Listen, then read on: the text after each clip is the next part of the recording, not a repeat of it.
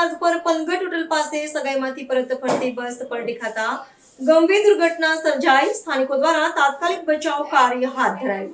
રાજકોટ જિલ્લાના ધોરાજી ધોરીમાર્ગ પર આવેલા પનગઢ હોટલ નજીક એક ખાનગી બસ અચાનક પલટી મારી જતા ગંભીર અકસ્માત સર્જાયો છે.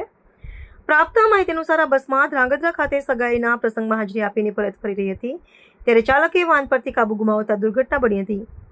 મુસાફરોથી ભરેલી બસ ધોરીમાર્ગ પર જ ગોથા ખાઈને ઊંધી વળી જતા અંદર ફસાયેલા લોકોની ચીચિયારીઓથી સમગ્ર વિસ્તાર ગુંજી ઉઠ્યો હતો. આ દુર્ઘટના સમયે બસમાં અંદાજે 15 થી 17 જેટલા મુસાફરો સવાર હોવાથી પ્રાથમિક વિગતો સામે આવી છે. અકસ્માત એટલો ભયાનક હતો કે બેકાબુ બસે માર્ગ પરથી પસાર થતા અન્ય 2 દ્વિચક્રી વાહનોને પણ પોતાની અડફેટે લીધા હતા. આ દુર્ઘટનામાં 3 જેટલા મુસાફરો બસના ભારે માળખા નીચે દબાઈ ગયા હતા. ખુશીના માહોલમાંથી પરત ફરી રહેલા પરિવારો પર અચાનક આવી પડેલી આ આફતના કારણે ઘટના સ્થળે ભારે અફરાતફરી અને ગભરાટનો માહોલ છવાઈ ગયો હતો. અકસ્માતની જાણ થતાં જ આસપાસના સ્થાનિક લોકો અને રાહદારીઓ તાત્કાલિક ધોરણે બચાવ કાર્યમાં જોડાઈ ગયા હતા અને ફસાયેલા મુસાફરોને સુરક્ષિત બહાર કાઢવાની કામગીરી હાથ ધરી હતી.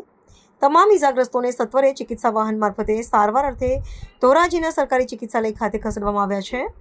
ઘટનાની જાણ થતાં જ પોલીસ કાફલો પણ તુરંત જ ઘટના સ્થળે દોડી ગયો હતો અને ખોરવાયેલા વાહન વ્યવહારને પૂર્વવત કરાવી અકસ્માતના મૂળ કારણોની સઘન તપાસ શરૂ કરી છે. આજે રાત્રિના 10 વાગે એક પ્રાઇવેટ ટૂર્સ એન્ડ ટ્રાવેલ્સ બસનો અકસ્માતની માહિતી સામે આવેલી છે. પ્રાથમિક રીતે જે માહિતી છે એના અનુસંધાને આ ટ્રાવેલ્સ ધ્રાંગધ્રાથી ધોરાજી સુધી આવતી હતી અને એમાં આશરે 15 જણા પેસેન્જર્સ હતા.